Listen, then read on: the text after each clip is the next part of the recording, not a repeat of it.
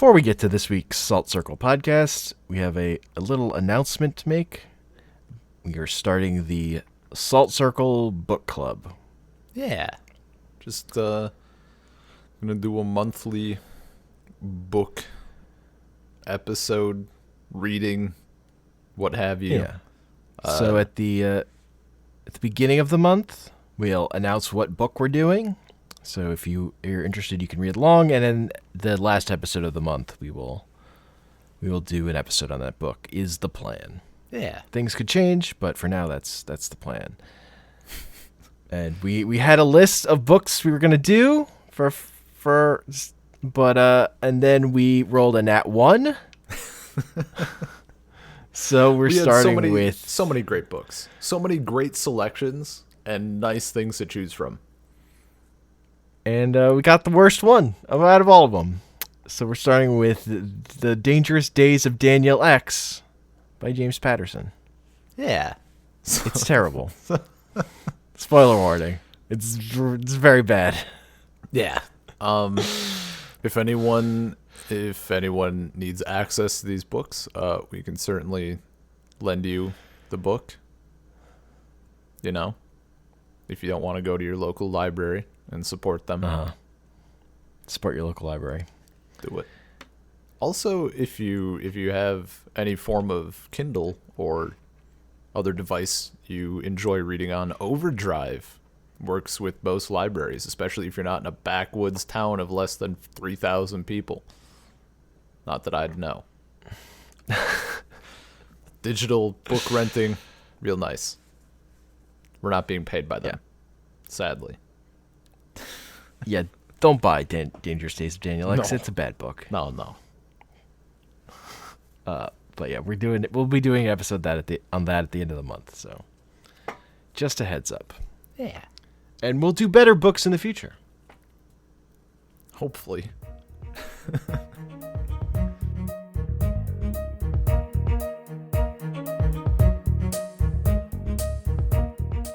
Welcome to the Salt Circle podcast.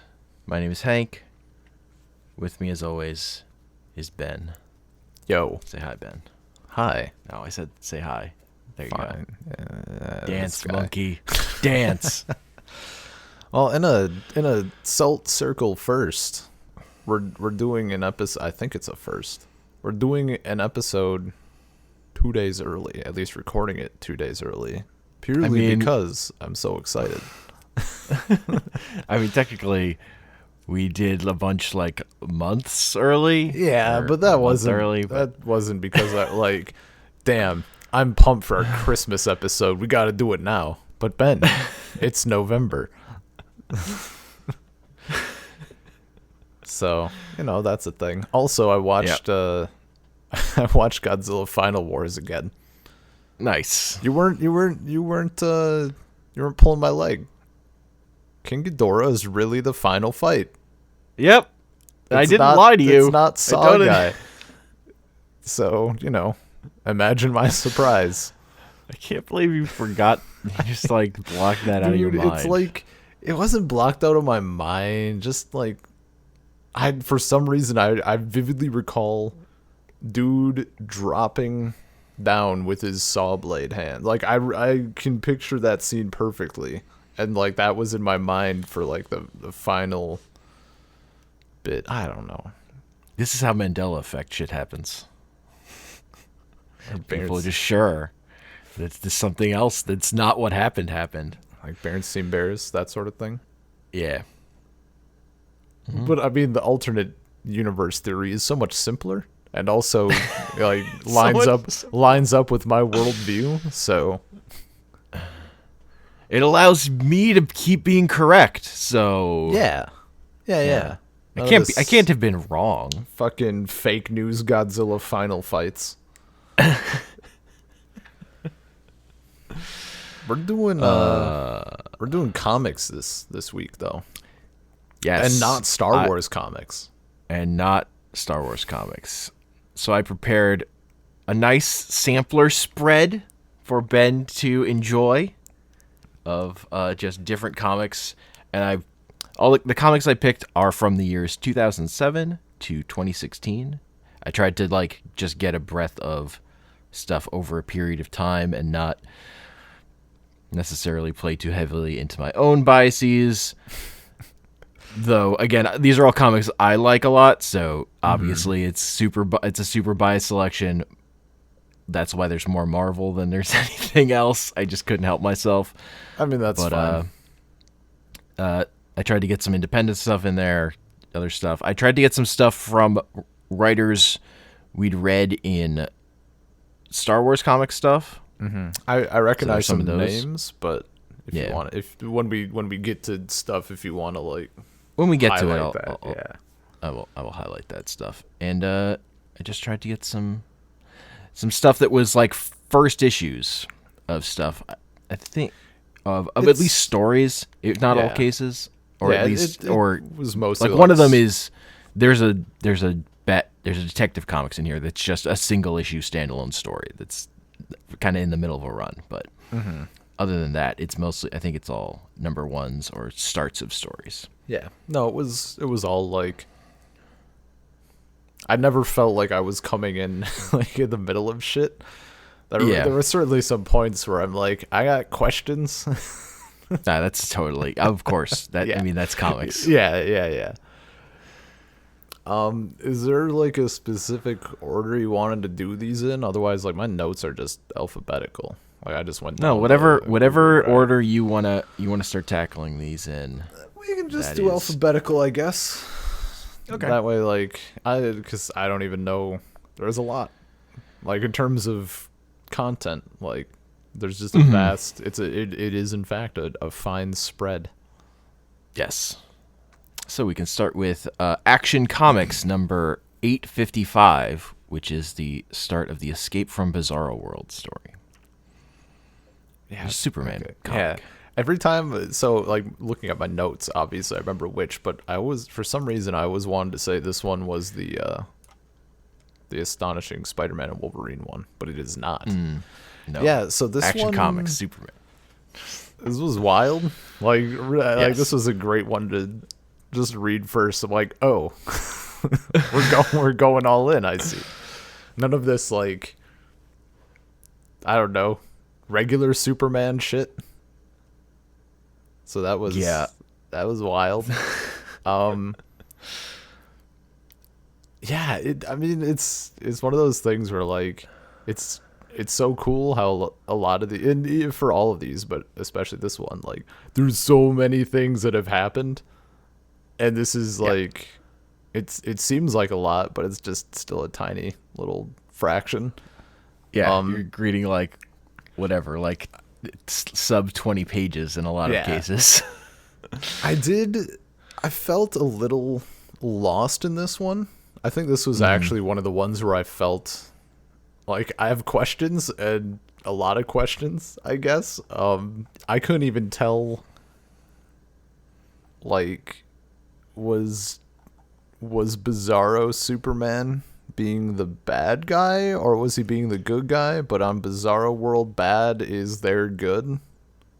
He's just being bizarre. Yeah, he's just being himself. He's operating along his own set of principles. Also, did Superman die at the end?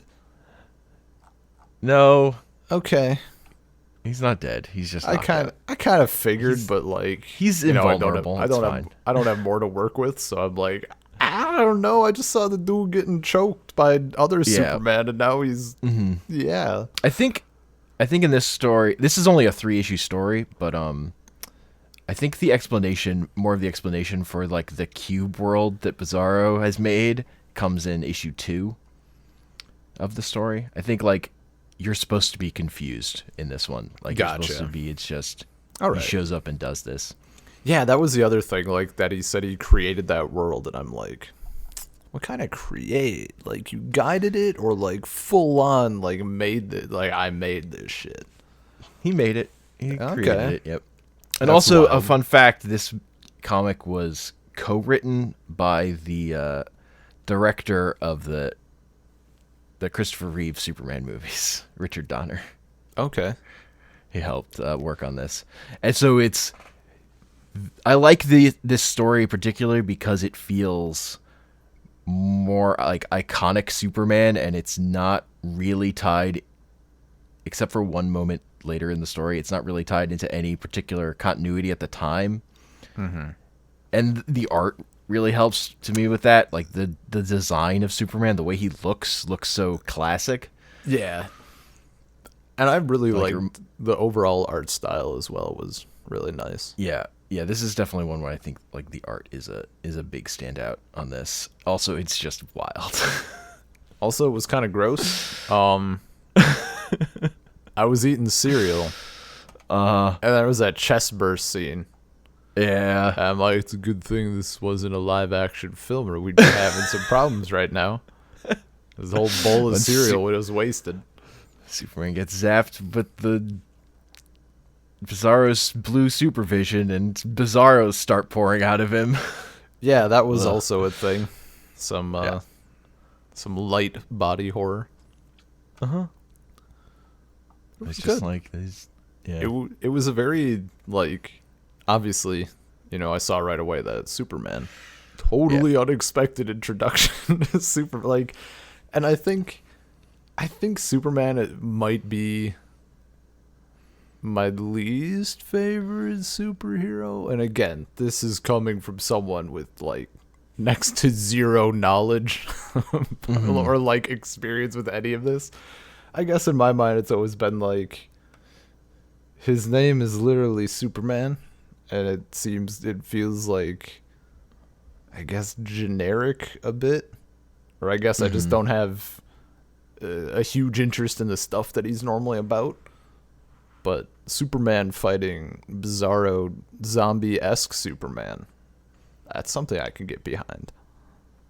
On his weird on a cube planet and a blue sun.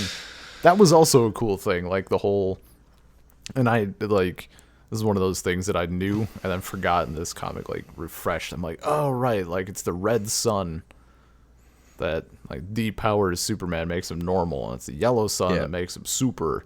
And then they're like, yo, by the way, this is a blue sun. Watch out. It gave Bizarro extra powers. Also, what's the power of life? That was the other thing. So I knew the whole like that like farm flashback bit and stuff with like his dad, his adoptive dad, and I kind of knew that like just from a sort of side knowledge of Smallville existing, basically. What is the deal with like his real dad, who was like going all Mufasa on him or whatever? It was just a head or a face. Yeah, so that's like the version of, because Richard Donner co-wrote that, that's like the version of Jor-El from the movie. Okay. In which he's like put his brain into these crystals that form the Fortress of Solitude, where Superman goes to hang out at the North Pole by himself, and a bunch of other extinct animals he preserves or whatever. So that's why that thing with Superman talking to him, that's just directly from that movie more than anything else. That's okay. like, right, so they kind of yeah. So they're just doing that in this run of comics because like they got the director, so they're like, we'll bring that in too. So that's Marlon Brando basically. Okay. That's who that is. Hilariously overpaid for like one scene of work in that movie that they then reuse the footage in the sequel. Great. It's just a thing. But yeah, it's just he was a scientist who figured out that his planet was doomed and going to die, but nobody listened to him. So he sent his son off in a little escape pod so that he could live. Right. And he sent him somewhere where he would be, invulnerable because he could, be safe. Whatever. And I had that like loose idea of that being a thing, or at least one of the versions. And part of that is because it's like such a trope in other films as well. Yes. Like Megamind is probably the one that sticks out. Like they send him off or whatever, and I'm like, this is like the Superman thing, isn't it? Yeah. It's very classic. So that's Yeah. why like they can do that specific, like that thing's like probably one of the most bizarre things that's early in the comic, but they feel like they can get away with that because it's just directly from the movie. That's All that's a right. pretty big. Yeah, that was my those- only that weird, like that I- weird crystal he touches. Yeah, so if you haven't Gotcha. seen that movie, that's what that is a direct reference to. Yeah, this was a good start. Like I was debating if I should, jump to the stuff I know or stuff that sounded the most interesting, but I just did alphabetical, and this was a good like. I mean, I didn't know what to expect, but now Yeah. having like after doing this, I'm like, we're gonna get into weird stuff here. Like we're not just gonna do the generic like, oh, they're saving the world from something. We're getting into like the weird shit, which Yeah. is great because And one of that's the Yeah. more interesting stuff. Kind of. One of the reasons I really like to recommend this comic is because it's bizarre, but the Superman in it is so like kind of stock and classic. It's just the thing he's put up against is fucking nuts. Yeah, yeah, and that's a good mix. Which I think is like kind of the perfect place for the character. Like I want my Superman to be, he's an icon more than he's even a character. But that doesn't mean you can't do interesting things with him. It just means it's what you're putting him up against, what he has to fight through. Like yeah, one of my favorite Superman moments is from the Max Fleischer cartoons where he's punching a laser beam. Like that's who Superman is to me. He's a person who just he's fucking punch light or whatever. Like yeah. so there's a physicality to what he does that I just think is interesting to see drawn, and he's a pretty, he just has an iconography that other characters aren't going to have. So I think that's his greatest strength. And then I really like the art. I just like the art in that comic a lot. Oh yeah, no, the style was really, it was pretty clean. Yeah. So next up, we got a surprise to be sure. Adventure Time, Volume Yes. 1, Issue 1, Volume 1, Uh, Issue 1. yes, both? Volume 1, Issue 1, the first Right. issue of the Adventure Time comic book. It was kind of wild, like having finished that series and just like it's one of those. I'm trying. I guess like, I mean, it'd be like going back to any series where a lot of shit happens, and you go back to episode 1, and you're like, you guys don't even know. So it's like, did this come out concurrent to like the first airing of the, not first airing, but when the show was kind of on its original run, so to speak, or was So it it a came out in- much later thing? I'm trying to remember when Adventure Time started. Then I can tell you. Because I mean, it really captured Yeah. the essence of like season 1 Adventure Totally. Time. So Adventure Time had been going for like 2 years Okay, before so this started. yeah, so it was still like that early mode, which this like totally, it was just a random, silly, cute comic, and it was nice. The idea of like BMO. So the plot of the comic is there's like a little sub thing with the Lich coming back to life or whatever. Yeah, so that's like the for like the first arc. That's like the build up to for that story is also like happening. Yeah, I think it might just Something- take off in issue 2. I don't even Yeah. remember quite. but then aside from that, BMO wants to learn to fight. So Yes. like Finn and Jake are trying to show him like how to throw punches and stuff, but it's BMO, so you can't really do much. But then BMO does a battle burn, which is great. Like the fact that they censored it because it was too powerful, and then having like Finn and Jake actually getting like blown back, like just like totally destroyed. It was so Yes. good. I wish they would have used that in the show. No, like this That is Adventure Time comic. I haven't read beyond. I only read the run by this writer Ryan North, who also wrote the Squirrel Girl comic we'll talk about later, and got known for writing dinosaur comics, the Wed comic. He really captures the feel of the show. Like, it just feels like more Adventure Time. Yeah, no, but for really sure. good Adventure Time. I also like the how they handled the intro. Was cool. Yes. Like we got all this footage. We It's can just do with it. like Jake's recording all Yeah. this stuff. It's very good. Like, I like that they dive right into just doing another Lich story. Like, it's just it feels big immediately, even though like the main story of this is so silly. Yeah, it's like it's something that I think the show kind of did. I mean, as it went on, it got to do.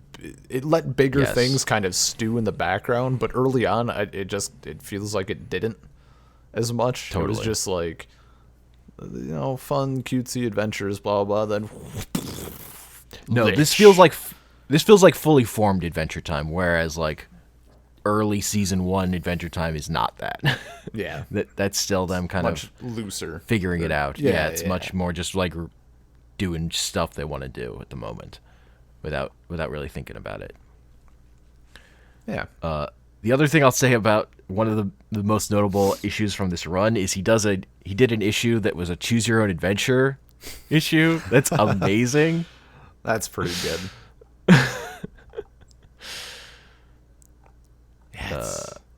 Man, yeah, I don't. that's just that Adventure Time comic. I highly recommend. Like, if you like Adventure Time, it's just fucking Adventure Time. It's good. Yeah, the good bits of it. It's good Adventure Time. It's good Adventure Time. Yes. Next up, Afterlife with Archie, which I Number just 1. did up. Uh-huh. So I should have known this, especially because of like the new Netflix stuff with Sabrina and Riverdale, but like it never connected for me that they could or are set in the same universe. Yes, they're totally set in the same. They were always set in the same universe. That Yep, is just the didn't- original thing about them. Yeah, Just didn't know that at all. But I'm like, just this a makes- weird thing about the world. Yeah, and I'm like, that makes sense. Like, as far as I mean, when you consider the witchcraft nonsense, maybe not. But like the characters and just everything else, I'm like thinking back to like I've never read any Sabrina, but like I can think of the comics enough. I'm like, you know what, that makes sense. Like it has the same feel and whatever. So that was cool. I like that they kept. It was like a bit. I mean, obviously it was dark, literally and metaphorically. Yes. The art was pretty sick. Yeah, that orange black tone to everything. And then with Sabrina's punishment, like, nope, you don't get a mouth for a year, and also you have to like she's like condemned to hell for a year or something. Yeah. Later off in Wherever. the story, like, try to marry her off to Cthulhu. That's a thing that happens. Nice. That guy has a lot of tentacles. And the right format, that could get spicy. Yeah. I think my big like my issue with this one at first, I was like, I don't know if I just don't like Archie that much. And I'm like, it's kind of dulling it. Then I'm like, no. There's zombies here.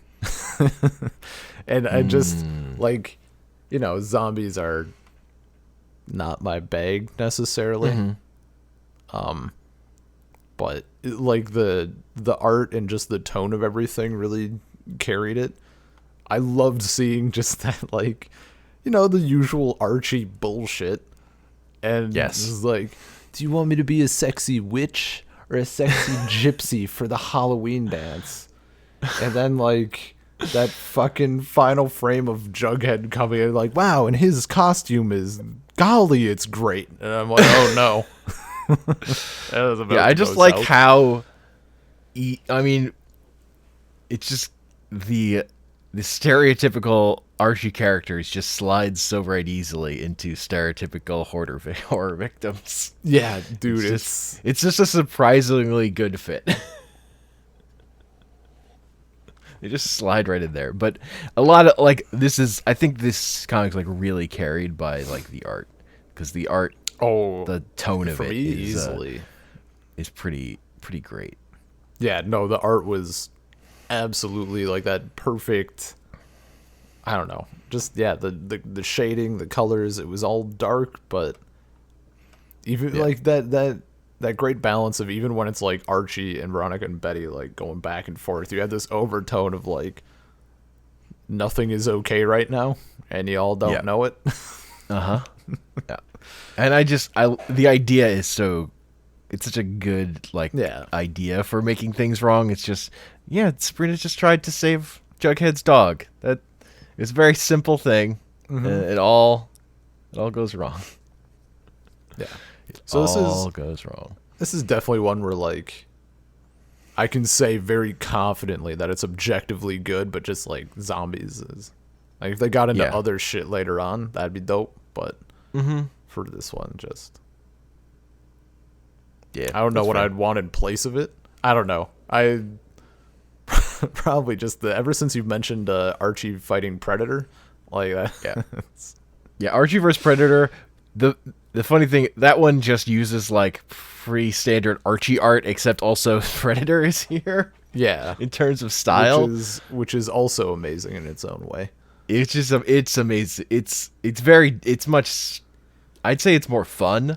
Yeah, it's a lot of like Archie vs. Predator. It's very good. Yeah, this is a good time.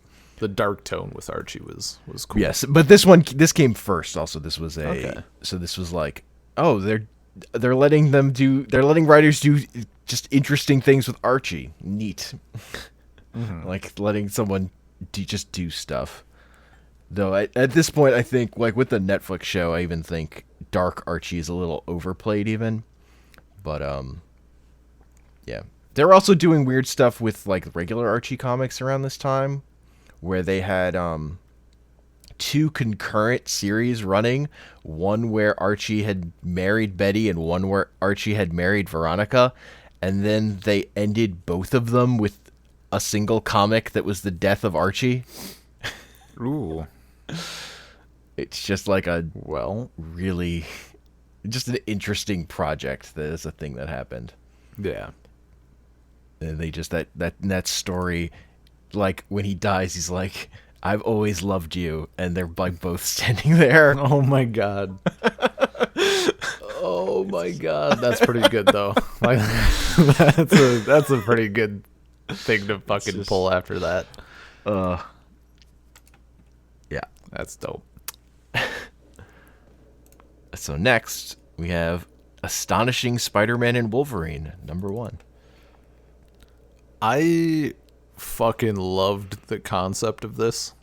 Like, this was another, it's like a weird story, and I was so on board for it. Yeah.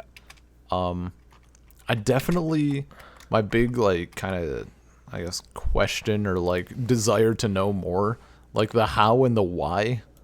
I didn't really like the most confusing part for me was when Wolverine like fights that plant looking thing, and it's like, I forget what it said, like, we didn't do this on purpose, or we didn't want to kill you or something, or whatever. It's not our, I forget what they said, but then like that's right before they poof back to the future.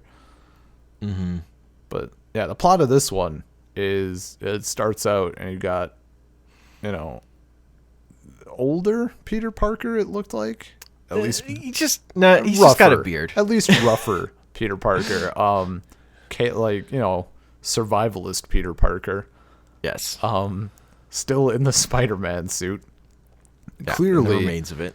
Yeah, clearly, like out in the wilderness, and then very quickly you learn like back in the past, like dinosaur and caveman times, and like Wolverine is there as well, and Peter Parker has figured out that the asteroid that killed the dinosaurs is about to come down. Meanwhile, Wolverine is like pulling a Lost World and choosing sides between two groups of cavemen, and then presumably in his free time, just spending all of his time in that cave with all of the cave women. That was a great shot. And this all ties together nicely when the comet's about to hit, or the asteroid's about to hit, and they poof back to the future, and holy fuck, it's a robot dinosaur. Like, this was like unbelievable. Like, that ending, my fucking face when I like scrolled through. I was like, I'm like, okay, we got like 1 or 2 pages left. Boom. Right there. That's all it is. And it ends. That was perfect. Yes. It's they're basically like unstuck in time or whatever. So the story jumps around a bunch more between different time periods. And there is again, it's an explanation in issue 2 kind of thing more, I think. Yeah, that makes sense. I mean, they gotta hook you, right? Exactly. And it fucking worked. These are all about hooking you. Actually, I think the biggest hook, and this is definitely like one of my weak spots. All the carvings that Peter did of that chick, and like she kept appearing in his dreams. That was like the only thing he couldn't bring himself to destroy. That is 1,000% my jam. I was all in. I want to know who Mystery Girl is. I want to know what ramifications we have from him not destroying those carvings. Like, I want to know everything. I was down. Yeah. When I was thinking about this one, I'm like, oh, right, it has Spider-Man carving a lady's face into a tree. This definitely has to be auto-include. Yeah. That's right there. That's all in. Yeah, I just love this series because it's wild. This one is written... The writer of this one is Jason Aaron, and he was the first writer on the main Star Wars book. Okay. Of the ones we read. He was doing the mainline one. But gotcha. He's done lots of other stuff. And I think he also did the Wolverine and the X-Men comic we also read for this week. Okay. He's written a lot of Wolverine.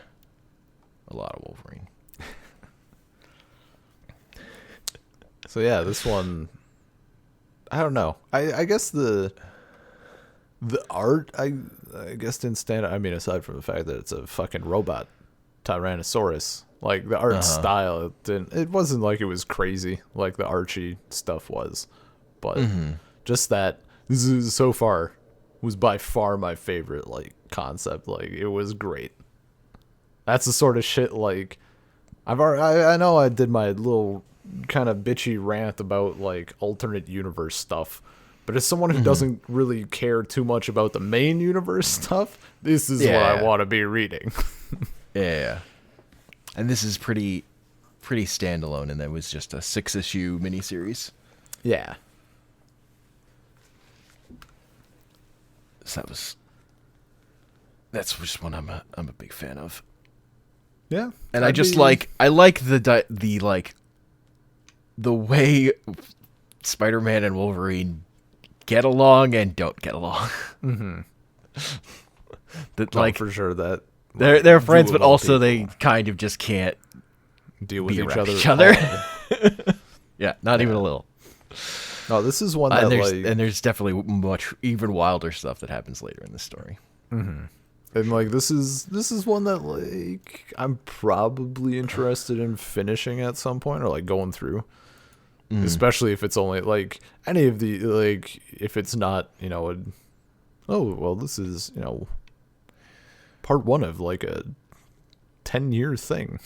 Like, yeah, no, none of these have been. Yeah. Like there aren't, I think there are only like, so the longest one of these has been like that first run of Adventure Time is like, I want to say, I can't remember if it's like 18 or 28 issues or something. It wasn't a particularly long run. That Superman story is 3 issues. That's that before like the art changes and stuff. Afterlife with Archie is like 13 plus there's a Sabrina mini series or something. And this is a 6-issue series. So none of these have been I don't think any of these are really long long-standing things. Well, some of the other ones are. I think the longest thing here is like Unbeatable Squirrel Girl is still going. But Okay. other than that, and Wolverine and the X-Men is a long run. That's like 50 issues or something. That makes sense. And this next one, actually, there's a bunch of. This is the longest thing I gave you, just because there was no better way to break it up, which was the first little standalone graphic novel thing of the Avatar: The Last Airbender comics that take place after the end of the series. Like immediately after the end of the series. Yes. Like they left, like the thing they left dangling in the show and never resolved. Like, this is literally that story. So, this is by far the one that I was simultaneously most excited about and also the most apprehensive about. Mm-hmm. So, like with Star Wars, I need it all. I need all the extra canon shit. I need all the comics. I need the books, the shows. I want to see as much of this universe as possible. Avatar is one where, like, as we've discussed previously with Korra and everything, like, I've been content to just really let that lie. In comics, like, I've always been interested in checking them out, but I never knew. Did I want to open that Pandora's box? Now I have. I still don't know. It was like, it's so much like the show. Like, yes. Pretty much the perfect, it's like Adventure Time. It was a great comic adaptation. At the same time, I'm still like, what if we just left the show, though? It's like, some of the stuff I really liked what it was doing. Some of it, I wasn't a huge fan of. Like, I think the issue, like, obviously you're left in the show with all these issues, right? Like, you just ended a giant war, and that never cleans up easy, especially after a fucking century. And tackling that issue is, like, obviously that's something that needs to be done. And I think they had, like, you know, they have their, what is it, Harmony Restoration Project or whatever the hell Sokka comes up with. Yeah. So essentially their plan is, okay, we have all these Fire Nation colonies in the Earth Kingdom, and we're going to get rid of those because the Fire Nation people need to go back home. And Zuko quickly realizes that, like, yes, they were invaders, but also they've now been there for, like, a century in some cases. So you got to deal with that. I really didn't like the thing that it did, though, where it makes out like, oh, he might suddenly be a bad guy again, or he might be doing this thing wrong or whatever. I just, it feels too quick. It feels like too quick of a turnaround. Yeah, it's also not really doing that. It's just, tension. Or him, like, going to his dad and asking for advice. Like, yeah. I get it. No, also, it is a thing of, like, this story ended, but now here's more of it. Like, the story was over, their character arcs were complete, but, if you're going to do more of it, you have to, some things have to roll back or whatever. You have to do it. For me, like, the benefit of these comics, particularly because this came out around the same time as Korra, so it was like, oh, here's the character interaction I was just missing completely. Yeah, that is really what I wanted more of. Absolutely. Well, like this for me. This isn't about, like, the story. It's about, which is, again, like, kind of a setup for Korra, in that the thing they're working towards here is, like, establishing that city that Korra is about, and you can see that clearly going in because Korra was happening, but just the character interaction in this is so spot on to the show, and it was good to have some of that at that time when I was just, like, missing it from Korra so strongly. For sure. I think that's definitely where I came from with these. Underrated peak of this volume, that Fire Nation Earth Kingdom crossover outfit that chick wears. Top 10. top 10 moments in Airbender. I don't know. That was like a cool little thing that, Yeah. super obviously like leading into whatever the hell the city is called. And yeah, it's just so spot on with how they'd be, like how the show is essentially. But Yeah. No, when I read it, I was most impressed with how much the writer captured the characters. so I'd say like if people aren't me, they should they should do this up. Like, if you love Avatar: Last Airbender and you wanted more of that, probably read these. I still think that ultimately I'm content to just let the show be the end all of that franchise. That's fair. But like, It's a good show. It ended. It had a satisfier ending, except for that one detail about Zuko's mom in that one scene. But other than that, and I don't know. It's definitely it's just weird in the show. It's just weird the way they leave it. Oh, it's 100% me like having had to justify it all these years.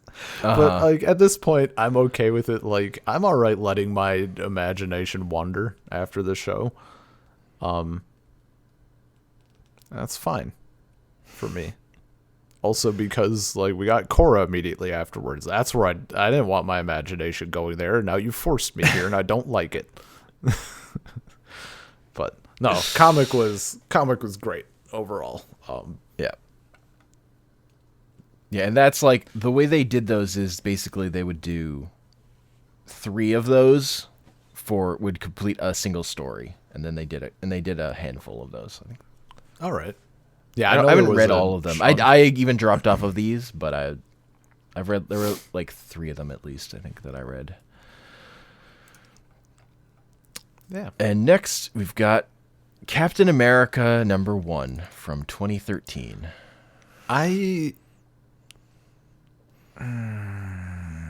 Okay.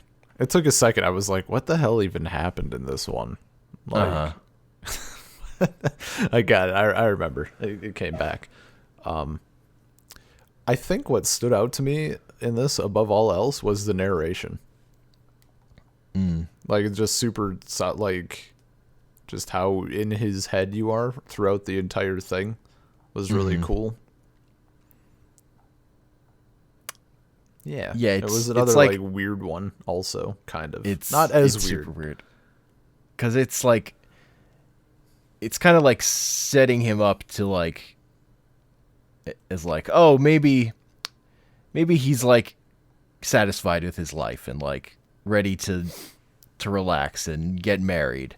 And then nope, he's stuck in an alternate world and taking care of a baby. Like, yeah. like the other weird thing about this that you don't capture in this issue is like the next issue, like it just will skips like years. Like he's stuck here. Like Yeah. this is like I forget how many issues this story is, but it's not that long. It's like 8 or something. But it's like 2 decades pass over the course of it, where he's trapped in this world. It's God just damn. it's pretty ambitious on those fronts of him dealing with shit. And I just like this is just I just like the weird thing of him being like out of Captain America is a fish out of water character, and this is him stuck in just a hellscape. Yeah. Just a nightmare world. No, it was pretty interesting. Like as far, and I said Superman is my least favorite. It might be Captain America. I don't know. Again, like with him, like maybe even less knowledge. Like it's literally the Marvel Cinematic Universe stuff, and that's about it. Yeah. But I don't know. It was good. Seeing I think the thing that surprised me was the when he like, is it just a straight up like alien world, like alien universe? No, it's all like genetic mutation stuff. It's like just another dimension is what it turns out to be. Okay. But like when he's in that It's like chair, and he's like getting they're pumping shit into him. Or they're pumping stuff into him, right? Not taking stuff out. Yeah. Yeah. So I was surprised when he broke out of that. Like, I guess I've only seen like the first Captain America and then like the Avengers. So he never seems like he has the superhuman reflex strengths, or like he's stronger, but it doesn't make him seem like absurd. It's not like he's the Hulk, but I don't know. It surprised me. Yeah. He was very shredded sitting in that chair. He was very jacked. Yes. Captain America. Strong. Very strong. Yeah. Well, in comics, they go, as it turns out, they could go and farther also, than just... in comics, often, the Marvel ideal of a hero is when the chips are down, being able to summon more strength. That is... Spider-Man lifting a heavy thing is like the platonic ideal of a Marvel superhero. Yeah. So it's pretty standard. But I just like he doesn't actually escape. Like he escapes, but he doesn't escape. That he's fucking stuck there was pretty good. Yeah. And now he's got this baby. Yep. That was also cool. Just like, well, I got this thing now. This little bundle of joy. I saved this baby from a psychopath, but now I have a baby to raise. And I'm kind of a sucker for that in comics, where you can just actually have that child character grow up. Like there are a bunch of stories, there are a handful of stories that have sort of done that idea, and I just like it because it's when it's within a particular like arc that you can see that character grow up and actually like become a character by the end, and have an arc. So I'm a fan of that. Yeah, but this one is really just like, it's like, you got some introspection, you've got some action, he saves that plane, and then it just gets like, wait, what is happening? Yeah. I'm like, oh, okay, so like a bit of normality. Oh no. Nope. Yeah. That one's just good stuff. Pretty wild. So, next up, we've got Detective Comics number 826, written by Paul Dini, who was one of the main writers on Batman the Animated Series. And fun fact, if you read all of the Joker's dialogue in this, you try to put it in the Mark Hamill voice from Batman the Animated Series, it all works. Like this is like the Mark Hamill version of the Joker through and through. Yeah, that's kind of what I was doing because it's Mark Hamill. So, yep. I love like they fucking got me. I didn't even like. First off, it's just called Detective Comics. Yes. And like unless it's like straight up Batman and Robin in the like stereotypical costume, like I'm not gonna fucking know. So I thought this was just like a weird non-affiliated thing, and then fucking Joker pulls up, he's like, sup. That was great. I'm like, oh fuck, they got me. It was great. This one was brutal too. A lot of people died or got injured. Yeah, man. Yeah. So this is the one that's just like a standalone story in the middle of a run, basically, of Paul Dini doing Batman stuff. But it's just a great Joker story. Like this might be my favorite Joker story in terms of him as a solo character. It was really good. He's just out of control, and you just kind of don't know where it's going, and you're just stuck with him. I think my favorite one of my favorite things was like I like the half believed him when he said it was coincidence that he like showed up. Like he was there. I'm like, you know what? I'm down. I'll buy it. Yeah. Basically, Robin is in like a situation, jumps into a car that drives by, and turns out it's driven by the Joker. And then Robin's tied up in the car with the Joker for a night. An evening with the Joker. Isn't there like two people tied up in the back or something? They're dead. Dead bodies. Two corpses in the back. I can't tell. See, that makes it they've even been better gassed. Just, I mean, that's because that's like right. difference between comics and like the cartoon. Whereas like the cartoon, they get gassed and they just have that smile. And people get gassed and they have that smile and they're dead. Mm-hmm. All right. I mean, that makes like the whole idea of it being a coincidence even better because he's just driving around with two corpses in his vehicle. Yeah, man. He's just having a good time. Just having a good Christmas. Also, it's Christmas. Yeah. Fucking happy holidays. The banter was just so good. The dialogue was so good. Yes. Just like the stuff with like the, I forget what the comedian or TV show or whatever they were talking about was. Not Three Stooges. I forget. Marx Brothers. Yeah. And they're like arguing about it, and then I don't know. It was good. And that like running, just like driving down at a Santa Claus. Yeah, it's just a good time.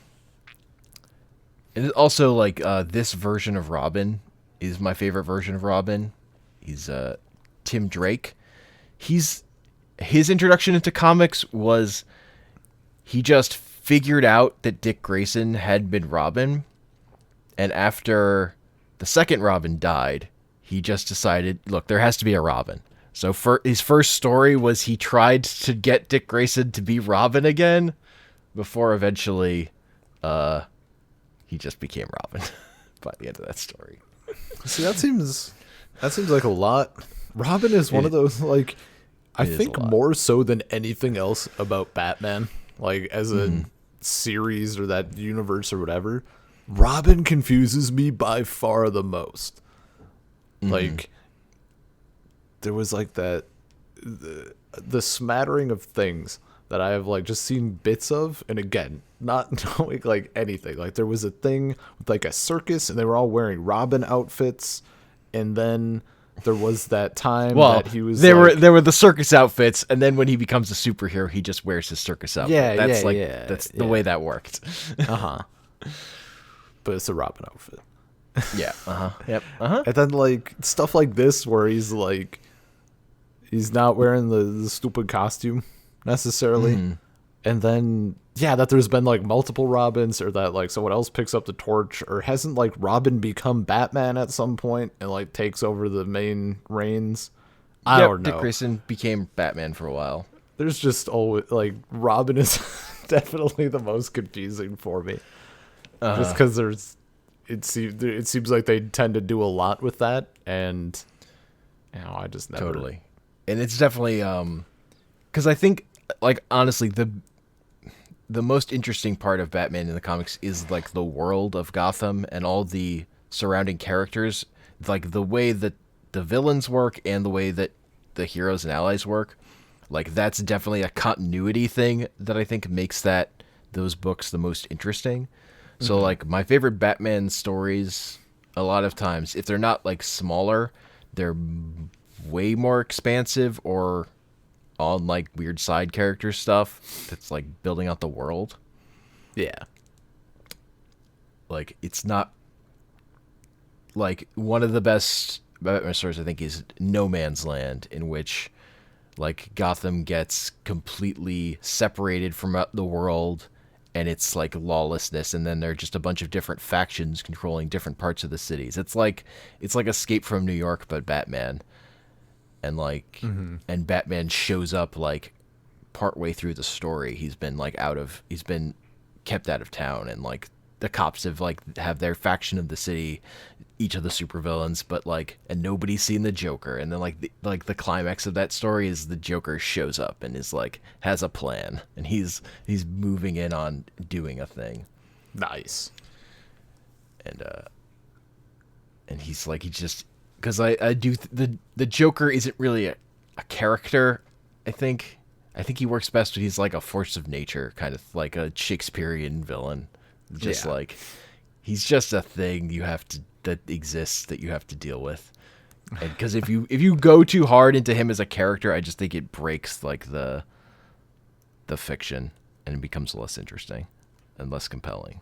Yeah. I don't think you should worry about him as a character, and I don't think stories that do that work. I think this is his Joker at his best. He's just here. Dude, he's just fucking there being the Joker. That's great. Sup. That fucking page. I wasn't expecting it at all. Which is like the benefit of doing something like this. Like, if it's not called Batman, I'm not gonna know. So like Detective, and that was the other thing too. Like the Joker shows up, I'm like, check the title again, Detective Comics. Why the fuck is this called Detective Comics though? Because that's the comic book Batman originally appeared in. That's Detective Comics. And that's what the book he took over. It's what DC Comics technically stands for. Technically, this is Detective Comics, Batman Detective Comics. Amazing. Like fucking Mono's Hands of Fate. Hands of Fate. Yeah.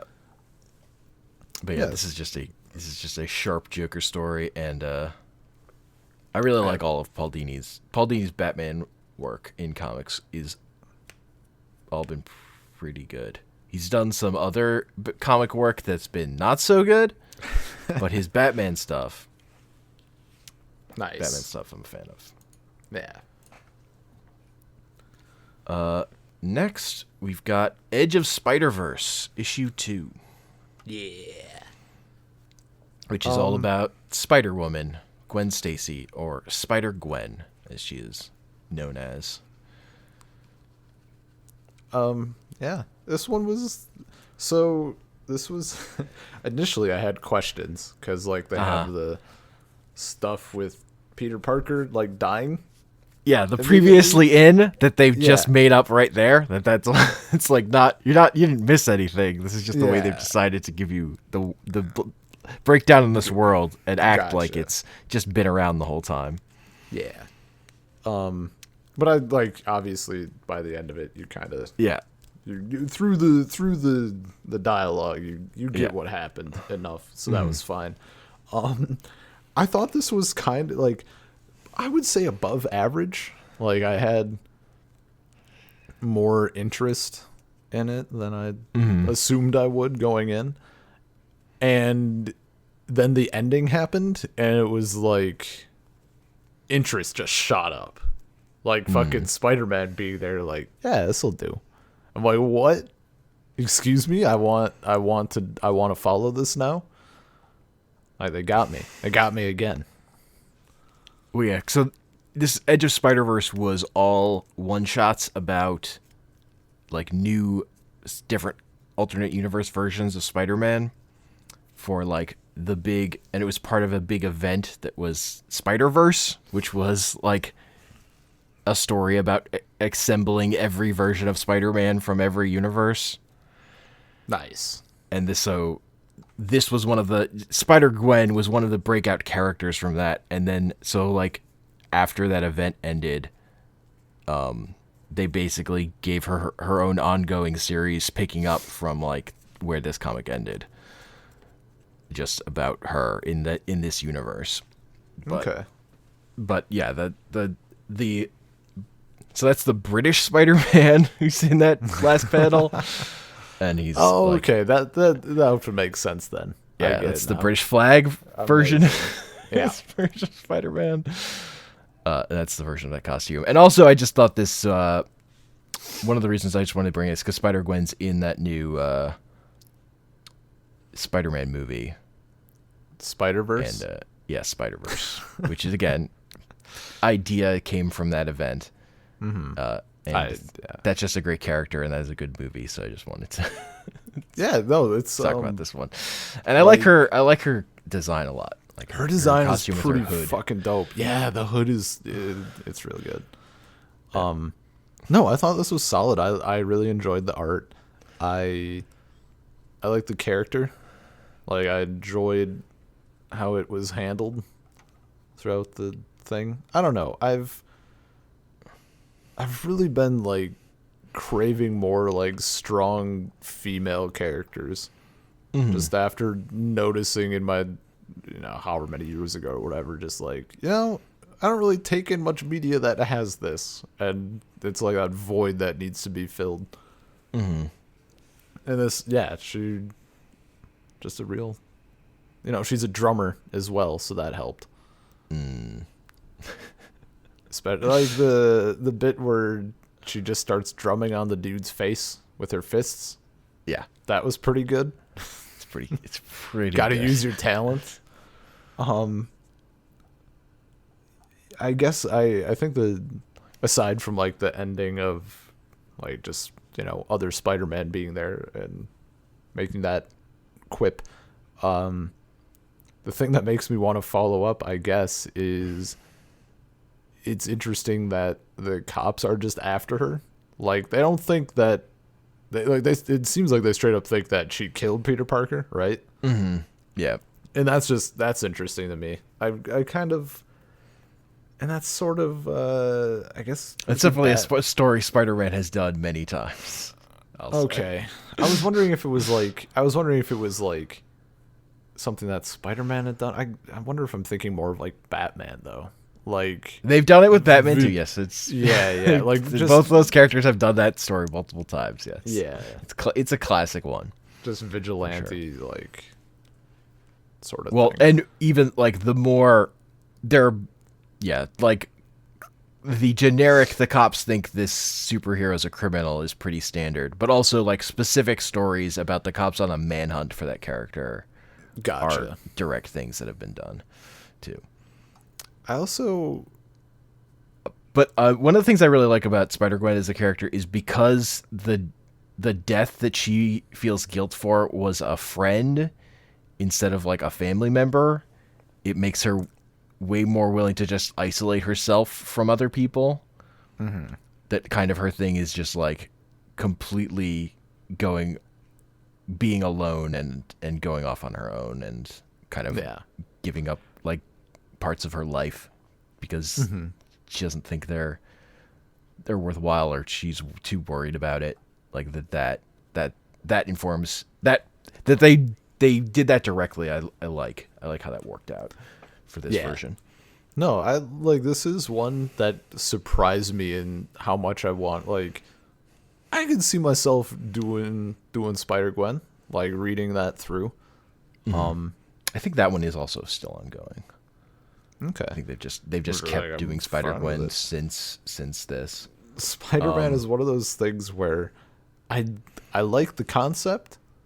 I enjoy Spider-Man, but in all of the experience that I have with it, I really don't enjoy Peter Parker or the whole origin of like, maybe just because I saw like too much of the variations of like bad Spider-Man movies or ones that I just didn't like.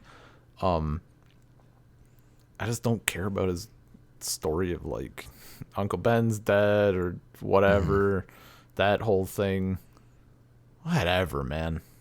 And now we have a different origin story. And also, Peter Parker was kind of like, I don't know, at first impression, kind of a jealous bitch and wanted to become a giant lizard dude and then killed himself. So there's that. Yeah, that was like a great opening. Like, I have questions immediately. About previously Spider Guy, on, or about Lizard Guy. Yeah, previously on. It's good. I really like how they did that. It just Spider-Man. Peter Parker was the Lizard, and he's dead. Yeah, I was like, just think about like fucking people who would have witnessed that. Did that dude just turn into a lizard guy, rip off his shirt, and then die? Like, it's pretty great as an opening. Yeah, it's funny in the Spider-Verse movie, they only really hint at the thing where Peter Parker became the Lizard. Like, you can totally people can watch that movie and just not know that Peter Parker had become the Lizard. Like, you get that her version of Peter died, but you don't understand like how. Yeah, like I think there's They don't go into it. I think it's there. I think there's like a shot of it, but it was also easy to miss, I'd say. Mm-hmm. Which I just think is funny. Yeah. Edge of Spider-Verse. Yeah, and this was definitely a breakout character. Like, this was a comic I actually don't own because it sold out too fast for me to buy it. Nice. And then they had to they reprinted it like a bunch of times in print runs just because it was this was a breakout issue for this character. Gotcha. For sure. And next we have Hawkeye, #1. I'm not gonna lie. I think this was my least favorite of the selections. So I will say that I did. This was one I considered including issue 2, because issue 2 introduces the other Hawkeye, who's she's just also called Hawkeye, but she was part of the Young Avengers, and she's like the other main character in this book. Okay. It's not just all about Clint, and she's one of my favorite comic book characters, but I ended up just going with issue 1. And a lot of what's good here is like layout and stuff in the art, the way it paces from moment to moment. That's like way more technical, whereas like I don't know that it's the best showcase for what's also great about this book, I will say, in certain places. I did fair. greatly think about including issue 2. Yeah. I guess my, like, it's one of those things where maybe, like, as it sits over time, I'll have, if I were to come back to it, like, I'd have a different opinion. But just, like, I don't know. On one hand, he's talking about how he doesn't have superpowers, he's not a god, he doesn't have magic, he doesn't have, like, a fucking power suit. Like, he's just a dude with a, what is it, a weapon from the Paleolithic era or whatever. Yeah, like, bow and arrow. Yeah. So that's cool. But then like he buys a building for $12 million. So also, I don't know, man. Yeah, he's not just your average Joe. Yeah. That's fair. I don't know. There was definitely that. He is an Avenger. Yeah. And I guess it is interesting that like he's an Avenger, but also, relatively speaking, living in squalor. I'm glad the dog was okay. Yes. I also thought it was great that its name was Arrow initially. I'm like, that's so subtle. Nice. A little on the nose. Just a tiny bit. Yeah, no, Hawkeye's a series I like a lot, but a lot of it has to do with the other Hawkeye. I'd say. So I wouldn't. This is one where don't judge too harshly. I wouldn't judge. I would read issue 2 before. Gotcha. That's before making a final call on that one for sure. Yeah. Also, nice thing. The use of bro, very liberal. Dude, so as that series goes on, eventually those characters are just only saying bro. That's fucking great. That's actually really good. Bro, he just turns that one off. That's pretty fantastic. That makes it a lot better, honestly. That they just yeah. No, the bro gang is a recurring thing. Amazing. Yeah. I don't have a ton to say on that one, honestly. Yeah, that's fair. Next, we've got Joe the Barbarian, issue 1. This one was real interesting and like weird as hell, but a lot of that comes from the art style, I felt like, which is great. Like, good weird. Definitely good weird. Like, the art style was super cool. Like, very unique. When I finished it, I was like, I really want to know more, but I also, I don't know why I felt the urge to do it with like this and not the other things, but I wanted to, like, before I get ahead of myself and want to know more about this, I want to see like what it's gonna do, like where it's going. And so I did like just kind of looked up like kind of what it plans on doing. I think it's super interesting. For those wondering, he main character is what is it, type 1 diabetes? I think so. Type 1. He basically issues is like a duality. When he gets low on blood sugar, he starts hallucinating. So apparently the comics are like and we see this right at the end of the first issue, and then obviously I like read a little bit. Yeah. But we see him like hallucinating with all of his like action figures and toys and stuff, and like there's a like fully this world that is realized, and he's like in it. And then on the other hand, it's like an independent. It's a Vertigo book, which is DC's sort of indie imprint, or creator owned. So it's not like a DC comic story, but because it's a DC published thing, like all his action figures are all like DC comic book properties. Yeah. when he starts hallucinating this world, and which then is just a fun little art detail, basically. yeah. And then the other thing that's going on simultaneously is what he is actually doing in the real world is trying to like get a soda from downstairs. Yep, is an epic quest in the standards of epic quests, but really he's just trying to get from his bedroom to the basement to grab a Coke. And I think that's like great. Like that's such a cool idea for a story. It's I guess not what I like wanted from it.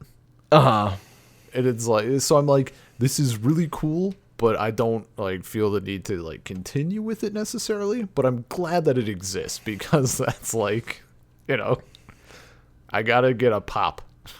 Blood sugar's low. Yeah, I think. And so his companion for the journey becomes his pet rat, who's then like walking around in like samurai gear in the fantasy world. That's pretty great. Just full in. Yeah. I think what I wanted more of was, I mean, initially, because you get that scene of like him getting bullied at school. Like I want him to actually be the superhero sort of thing, and then like kick people's asses. But yeah, no, that's not the story.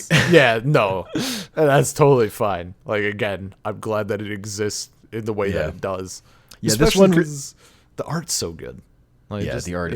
It was great. The art is to look great. at. And this one's written by Grant Morrison, who's written a ton of stuff, and is I think one of the best comic book writers going for sure.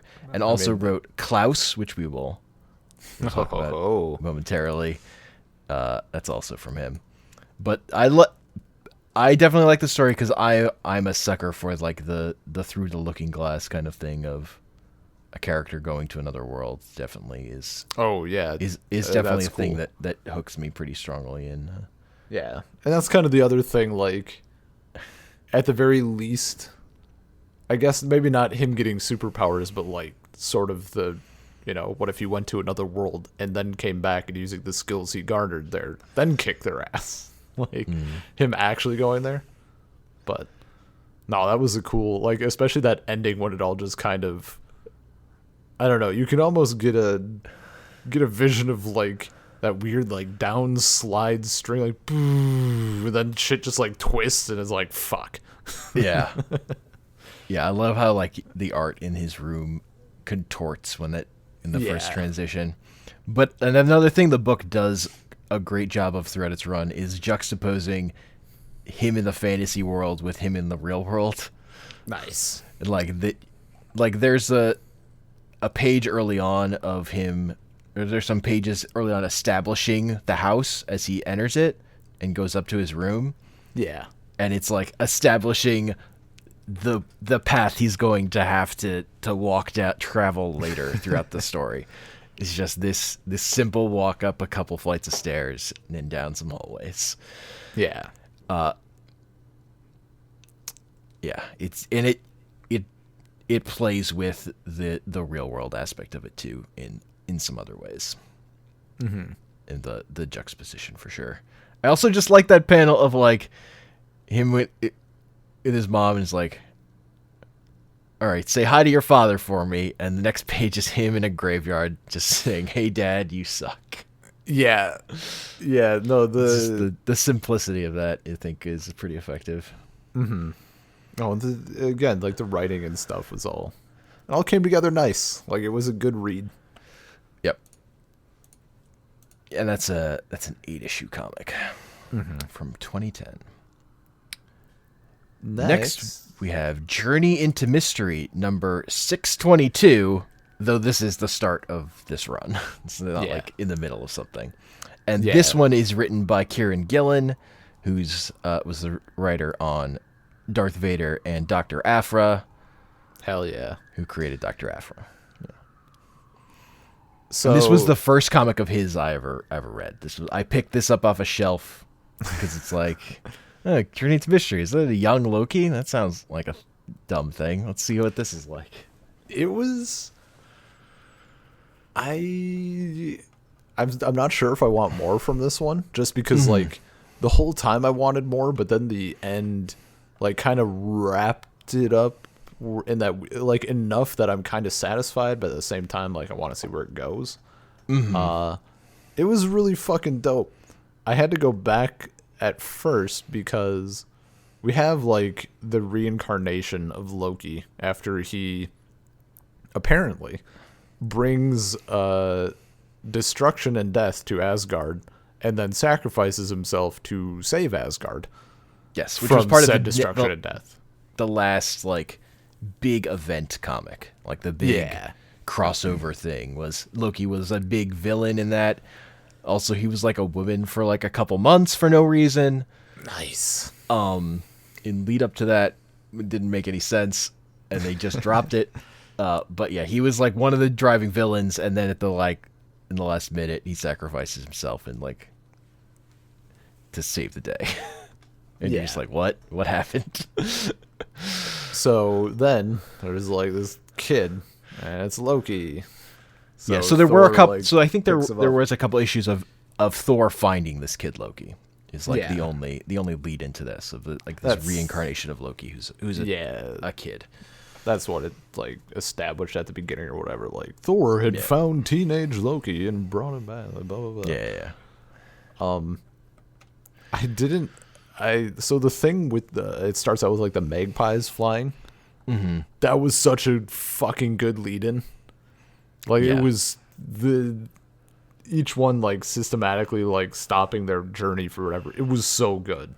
Like that was this perfect blend of like Norse mythology, which, you know, again, fucking hilarious that I thought Marvel Thor was even remotely similar to Norse mythology Thor. But that's a thing. But no, that lead-in felt so good. I was like, this is like the blend that I wanted, and later had to like go back a couple pages because I thought Loki was like randomly exploding stuff. Like I thought he was doing it, and then I looked again and I'm like, oh no, it's just exploding in front of him. Okay. Yeah. Like, he's not doing it. Yeah. I also like that we get like that lore kind of story of the Ravens and direct cut to Loki on his cell phone. Yeah. And he's like people fucking calling his fucking picture that he posted on like fake. Instagram Photoshop. is fake. What filter is it? It's not a filter, bro. And just the why do people always assume I'm lying?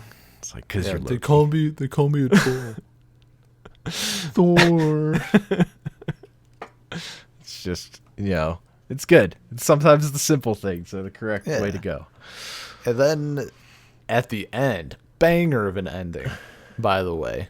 Like, he goes through all this stuff, like the raven explodes and there's a key inside, and he opens the key and there's a thing inside of this box, and then he takes the thing in the box and gives it to this guy who writes a poem, and if you listen to the poem it unlocks this thing. Like, it goes through this whole like great quest. Honestly, I love that shit. It was so good. Just like that sequence, it's a big fucking trading quest. It's great. And he finds his way to like his temple altar thing, and it's like Loki, OG Loki's helmet, like the big horns and shit. And then Loki appears, or the spirit of Loki, and he kind of explains what's up. He gets there by finding a library, reading a book, then like falling into the dot on the question mark. Right. It requires good punctuation, so Thor couldn't find his way here. Exactly. That's how he winds up cool. at the Loki helmet. And then that explanation was like a little confusing. There was a lot of like trickster language in it. Yes. Am I correct? I'm you who you cannot trust, for sure. Yeah. And it's okay, so am I correct here that Loki basically, he was becoming predictable in his unpredictability? Yeah, he's basically complaining that Loki hasn't been an interesting enough character in Marvel Comics. Is basically like the gist of that.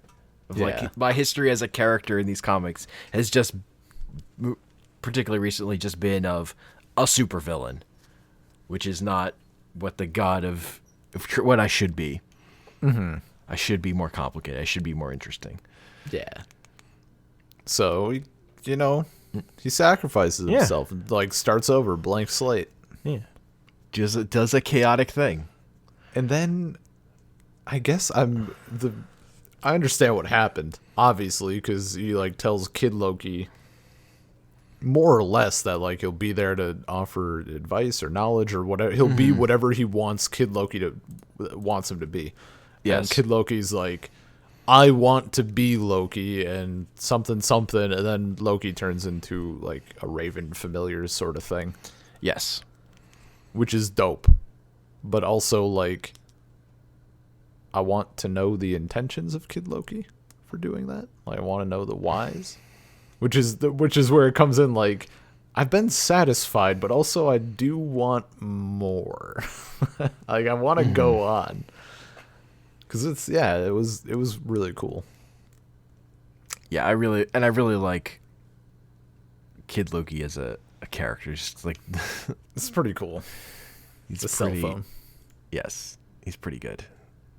Yeah, this was a comic that made me like, okay, I just need to read things Kieran Gillen writes, and I have not been. I will say I have not been disappointed since I've started doing since I've done that, dude. I mean. Okay, he definitely has written some stuff that's less interesting, but usually what he does with his superhero work is he has one book that's smaller, that's better and more interesting, and he would work on a bigger book where it's a little less interesting. It was kind of his formula for a long time. Like, he was writing like just regular X-Men stuff around this time too, I think, at some point. Yeah. Which was not as good. Still good, but not as good. But like his young Loki through line was pretty phenomenal. Mm-hmm. I like all that stuff. Yeah. Yeah. It was solid. Good. It's a good read. So next we've got Klaus. Dude. Number 1. So or is it's colloquially known as Santa Year 1. So I didn't like read it. As soon as I didn't know like what the fuck this was at all.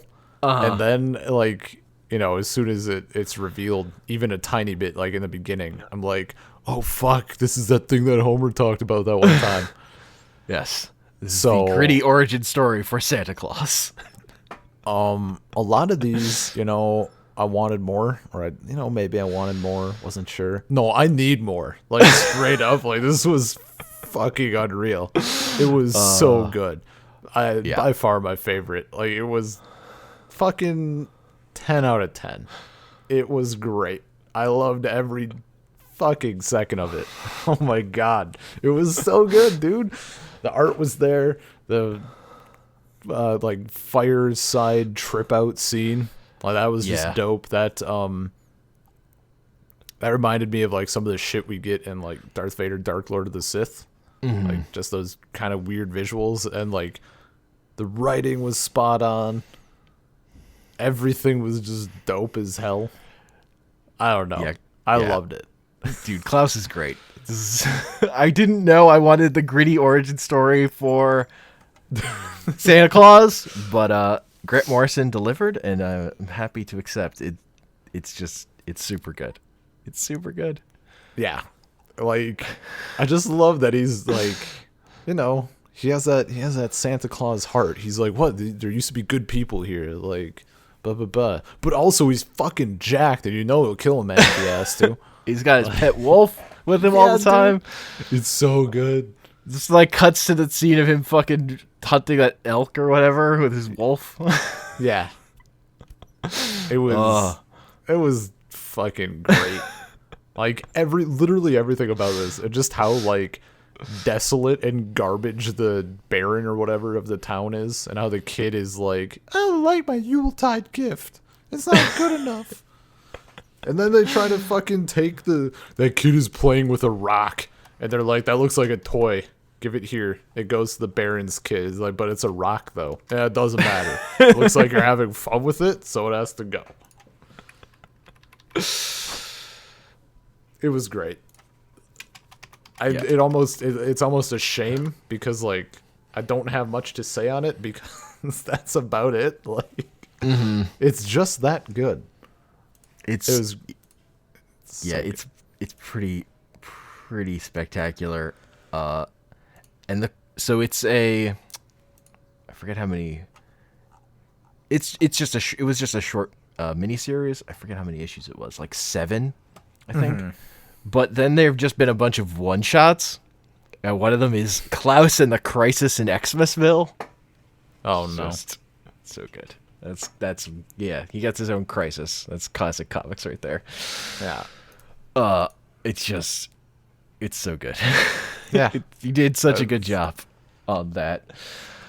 Yeah, it's what part of what makes Grant Morrison great is like he is all about these weird comic book stuff, and also that pure heart.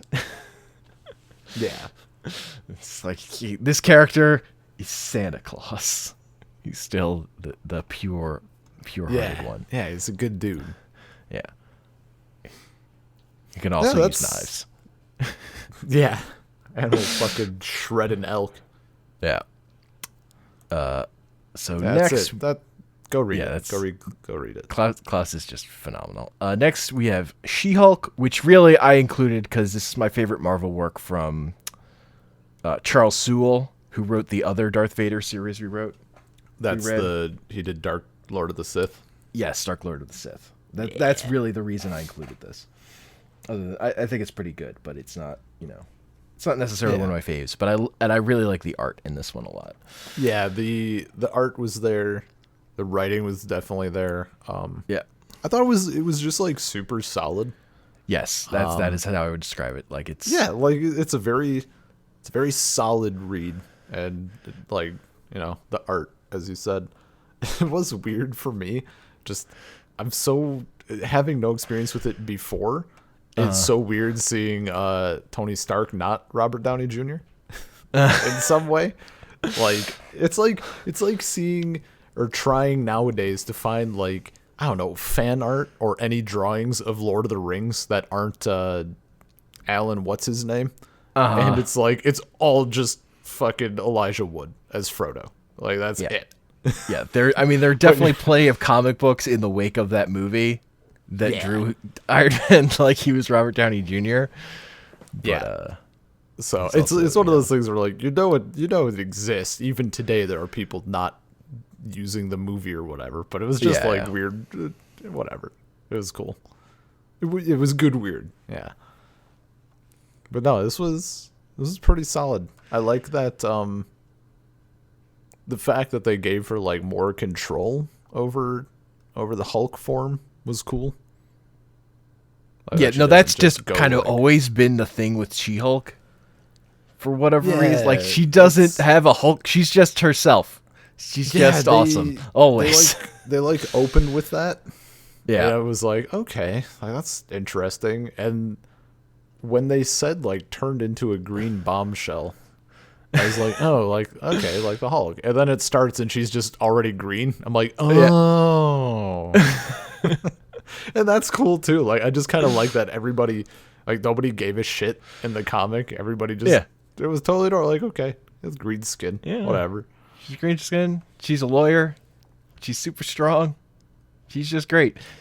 And it was also part of like the development with in the Hulk stories that a lot of the reason the Hulk is the way it is Bruce Banner is just a fucked up person. Yeah.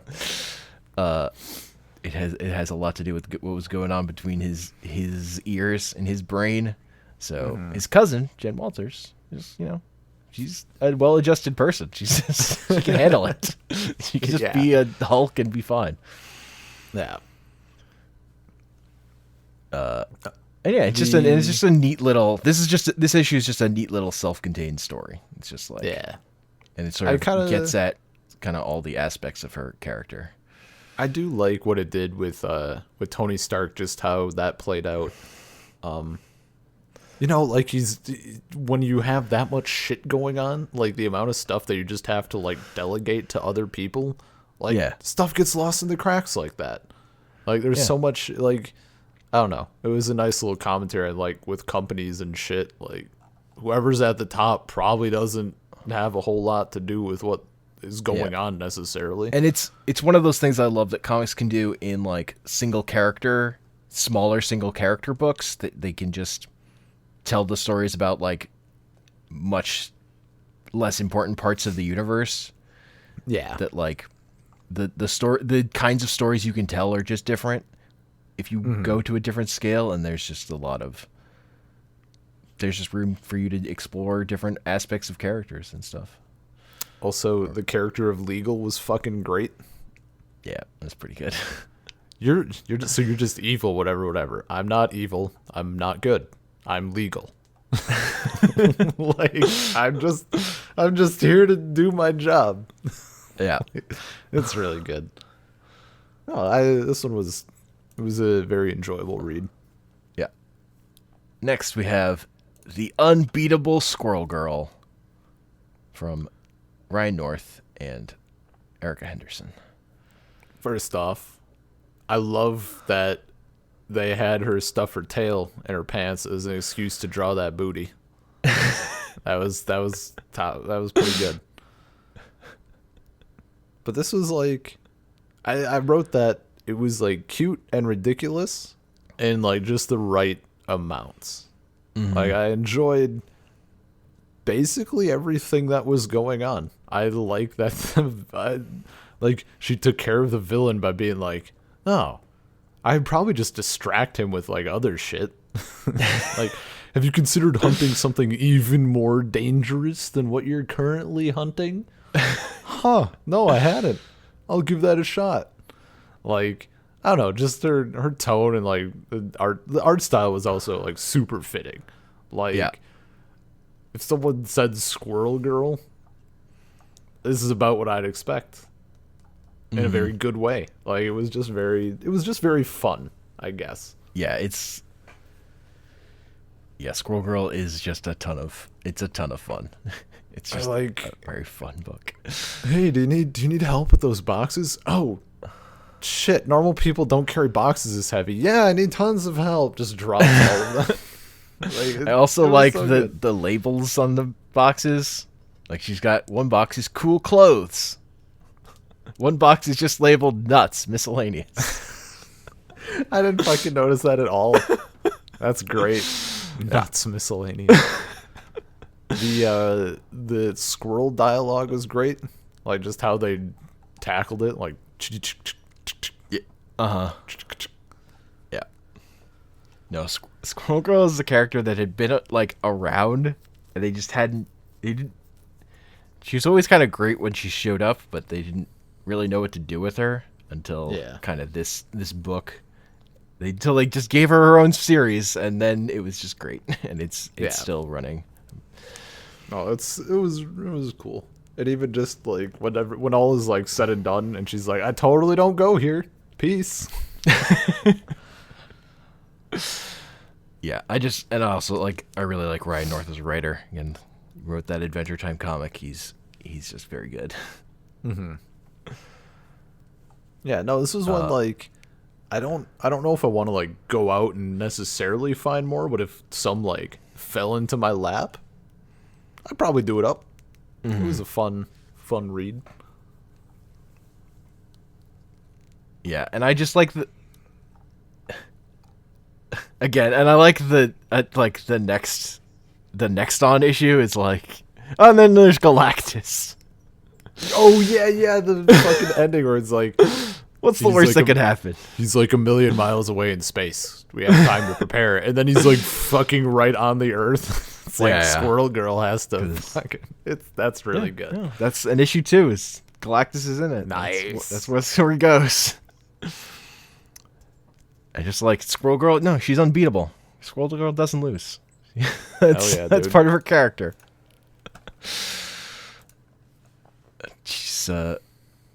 She's beaten Doctor Doom and Thanos before. She's just kind of the best. That's great.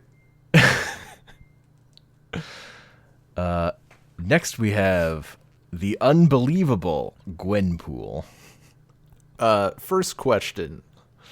Gwen, any relation to Spider-Gwen, or they like the name Gwen?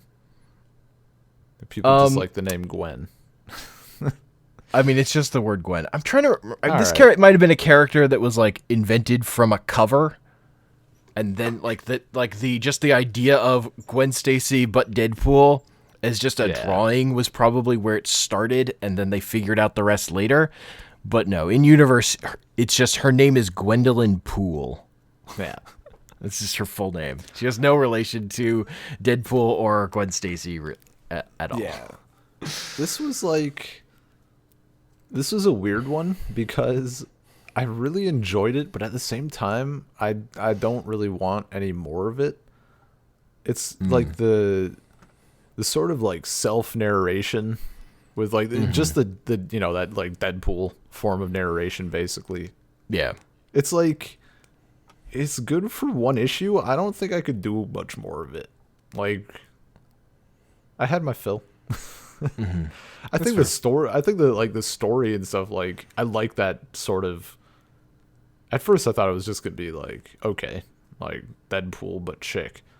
I like that they had, she just did she fall into a comic book? She she ended up in a comic book. Yeah, she was just a person from the real world who read comic books, who's now found herself in the comic book universe. Yeah, so she's just like living it up. Yeah, and I like that. I think that was a cool concept. The ending, ton of payoff. That was fucking 0 to 100 so quickly. Like, just laughing, and then dude just gets fucking fried in front of her, and like, okay, she works for this person now.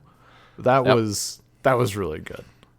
Yeah, the thing I will say about Gwenpool is it is basically one story for like 26 issues, and like that's what this run of this character is. And though it showed up in a team book, which has surprisingly worked, but like you wouldn't expect. This character has had way more of a run than I would have expected, honestly, considering that it's mostly a weird joke. But it's and that it's like goes much. It basically takes the like thing that's only true of Deadpool occasionally, of him knowing he's in a comic book, that's like just asides occasionally, and kind of going all the way with it with a character who just knows that they're in a comic book world. Yeah. So they just have different values. So she just has different values about people and how she should live her life and stuff, and what's actually scary just because, it's all a game until it isn't. She forgot that sometimes comics get dark. Sometimes comics get dark, dudes. Poor bastard. I also just like that he just wants to be a hero because things work out for the hero. It's like, it's not entirely true. Like, even if they turn up okay, that doesn't mean the journey was fine. You read Spider-Man comics. Like, things are going pretty bad for him. A lot. Like, a lot. Yeah. But, this is a fun time. I will say with, like, this, like, this is the only one of these comics where the art is different for the first part than the second part, and I like the art in the second part of this a lot better for this story. I think it fits with the character and the tone of it better than the art at the beginning. Yeah, I would say. I'd agree. Yeah. That's just a fun one, and that's again a more that came out in 2016, so that's just another more recent comic. I think that's the most recent thing on we read this week. And now we're finally at our last comic, Wolverine and the X-Men #1, which is also written by Jason Aaron. This one was Yeah, no, go ahead. Okay. I really liked the concept of it overall. It was like, it was a little chaotic, a little overwhelming, but like, I mean, if you're starting a fucking school for mutants, like, that makes sense.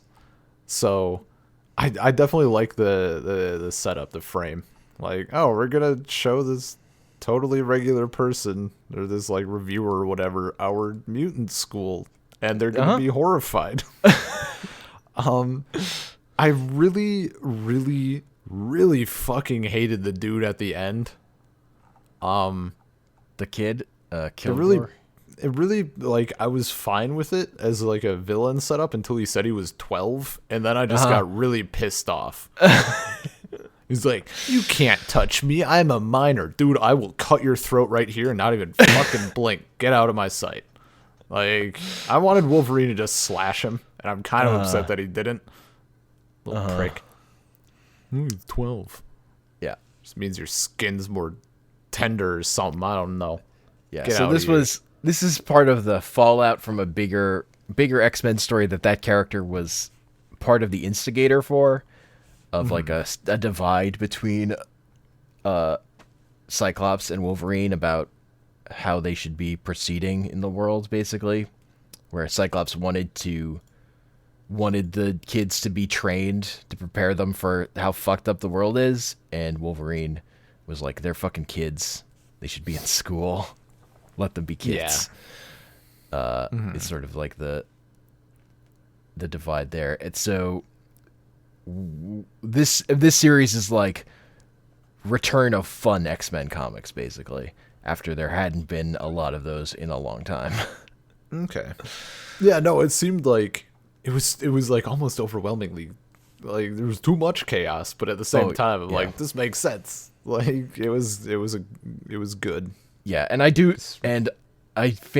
like, X-Men comics, I think, are one of the most impenetrable things generally. Like, that was one of the last like sections of Marvel that I just couldn't get a foothold in for the longest time because it's such a continuity sinkhole. But I think this is actually, when I was thinking about it, I thought this was actually a pretty good place because it's like just reestablishing the school. Like, you still have the only problem here is like there are a shit ton of characters who are all in the background and you'll have no idea who any of them are. But that's part of the thing with the X-Men, is just there are a lot of mutants. There's just a lot of characters. If you just can take them all as a mass and eventually, and focus on the ones the story wants you to focus on in the moment. It's the other thing. I know who some of them are. I recognized Patrick Stewart. Well-known mutant, obviously. Yeah, but he's even walking around. It's not even in a wheelchair. Yeah, it was a fun read. The other reason I did it is because it ends with a big monster trying Yeah. to eat the school. Yeah, no, that like and like that's kind of the classic like, yeah, the school's gonna get attacked a lot probably. Uh-huh. There's gonna be a lot of shit going on this campus. Yes. Uh-huh. It's just it's part and parcel. It's why Cyclops I don't think was fully wrong in his thing. And that the world of the Marvel universe is pretty fucking scary for mutants. It's pretty rough. Yeah, dude. But this is just fun. This is just fun X-Men comics, I would say, is what this series is. Yeah. No, definitely. Like, and I might know less about X-Men than any other things because, at the very least, with Marvel, like the other, the Marvel stuff, we got those movies coming out, and even if I don't watch them, I see so much of them regardless. That, like, I know. X-Men. I was young, and also just not into them, so I never even actually saw the X-Men movies. Like, I guess Deadpool counts, but he did not make an appearance here. So yeah, Deadpool is kind of his own thing. But it even seemed like, just from kind of what I know, it seemed, at least for I guess Wolverine is, that's going to be my main knowledge, just because. Yeah, and Wolverine, I just like his arc in comics of being the loner tough guy character, and starting as a minor villain for the Hulk, most hilariously, to being like just actually the character who should be leading the X-Men, and like the way his character has changed over the years, and even the way his character is like. One of the things about Wolverine that I like, that was a big part of Jason Aaron's run on him, is the way he segments his life. And like, because one of the things is like Wolverine is on like every superhero team for marketing reasons mostly, but also like when you write that into like, he's just incredibly busy. Yeah. It's like this week he's on a secret hit assassination team. This day he's on the Avengers. Like, dude's got full plate. Yeah, and but this was him kind of when he's like trying to assess the world and what he wanted out of the world, and it's like, well, I'm not really the best person to be the principal of this school, but no one else is gonna fucking do it. Yeah, dude. It has to get done. Fun. Yeah. Yeah, this was a very good like variety and selection of comics. There's some stuff that I like, got those things that I was already familiar with, and then we had the stuff that I like knew existed, but never had any experience with. I think it kind of, it told me what I already knew deep down, but I hadn't really thought about. Just like, I know enough of like the stereotypical like comic plot. Like, there's a big baddie, and now we got to defeat the big baddie, and sometimes stuff goes wrong, but in the end, we generally defeat the big baddie. Like, I want the other weird shit. Like, one of the things that I had read at least a little bit of that I've mentioned before was like, it's like a post-apocalypse, and it's like the Hulk walking around. And he keeps like he's Bruce Banner keeps trying to kill himself, but like it doesn't work because it's the Hulk, and now he's in a like survival mode, so he's the Hulk 24/7 and just like wanting to die. Like that sort of shit is like, that's what I'm here for, and there was a good amount of that this run. Like I don't think, we didn't really have a normal issue of stuff really. I guess the closest thing was like Squirrel Girl, sort of. Yeah.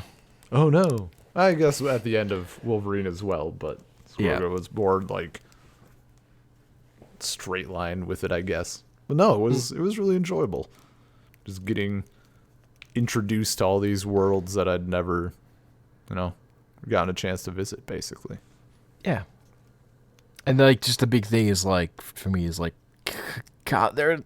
comics are crazy. There's a fucking lot of them because they have to make a lot of them every fucking week.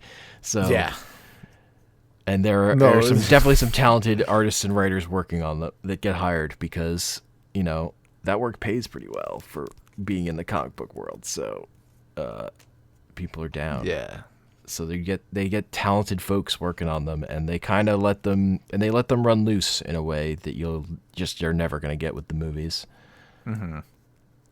Although Spider-Verse, for sure, pretty close. Actually, I need to see Spider-Verse. It's up there on my list. Yeah. I did have the opportunity to see it in Russia, in Russian, without subtitles. I opted out of this. Yeah. Hmm. I mean, you told me that it was less understandable than Wonder Woman. Yes. So I would Woman say so. Zero problems with. That was fucking hilarious. I mean, that's basically a romantic comedy. It's fine. Dude, like 5 or 10 minutes in or something, Anya leans over to me and she's like, so her parents don't want her to practice sword. I'm like, yeah, I fucking get it. Like, it's the most stereotypical story of all time. Did you understand the sad guy in that one part and the piano scene? Oh, I don't even remember that scene at all.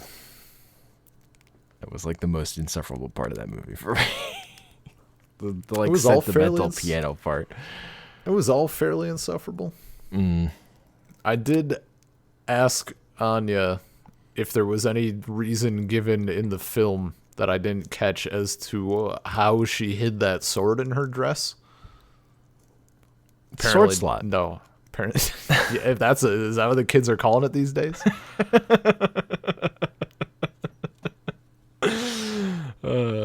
Yes. Yeah. No, Spider-Verse it's up there. I want it. It's weird because I want to see it real badly, but I don't want to go to theaters at this point if it's even still there. So. Yeah, I don't know. Yeah, this was good. We might have to do some more rounds of this at some point. Yeah, man. Because it turns out there's a lot of, stuff to choose from. Could probably do a lot of rounds of this and never overlap. Yeah, there's a lot of good comics, and it's when you don't know. I could see how it's just impenetrable because, like, again, I've definitely had, even as a comic fan, there were parts of comics that are just like, I don't fucking get this. I don't understand this. But usually the thing that took it breaking for me was just finding the right comic and pulling it off a shelf. Mm-hmm. And so, like, I just think the right approach to getting into comics is just picking up issues, particularly the ones that are more accessible. But sometimes any comic, if you like the art, particularly, like that's another big part of it is just finding artists you like, and then finding writers you like, and looking up stuff that they've also written is like another one of my go-tos. Like that was like one of the ways I started with this was picking out the writers who had written some of that Star Wars stuff. That were writers that I knew had written other good stuff in Marvel or whatever, and focusing on them. Could you imagine like a Avengers comic that had the same art style as the mainline Star Wars comic, where everyone's nightmare fuel? Their stupid faces. Ugh. There's one comics artist that's Greg Land, who's done a lot of stuff and even drawn comics I like. But he is definitely tracing porn. Oh, like that is confirmed. Oh dear. I mean, also, yeah, nice. That's great. Yeah. I kind of hate it every time he's doing a book I like. Because, like, I really like the writing here, but god damn it.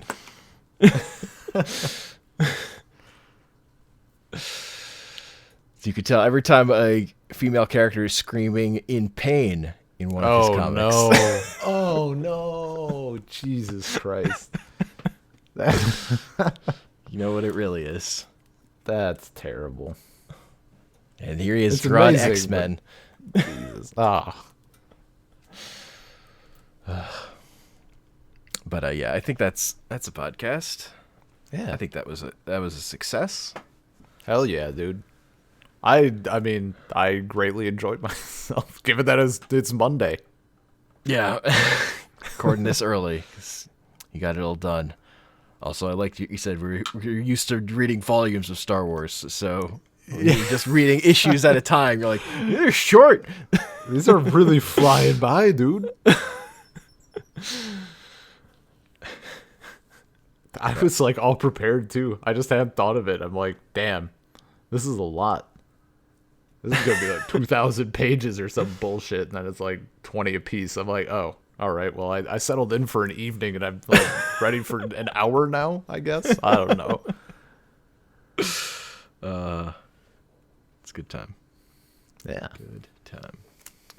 So, you can email us, saltcirclepodcast@gmail.com. Find us on Twitter @saltcirclepod. Find us on iTunes, Stitcher, Google Play Music, Spotify at Salt Circle Podcast, and our episodes are hosted at anchor.fm/saltcircle, and I'm on Twitter @comicpanels. I'm on Twitter @bean_LP. That's Santa Claus, though, man. Ho ho ho. Wait, do they explain the origin of that? I don't fully remember. It's been a little while since I read it. We'll find out. We'll find out.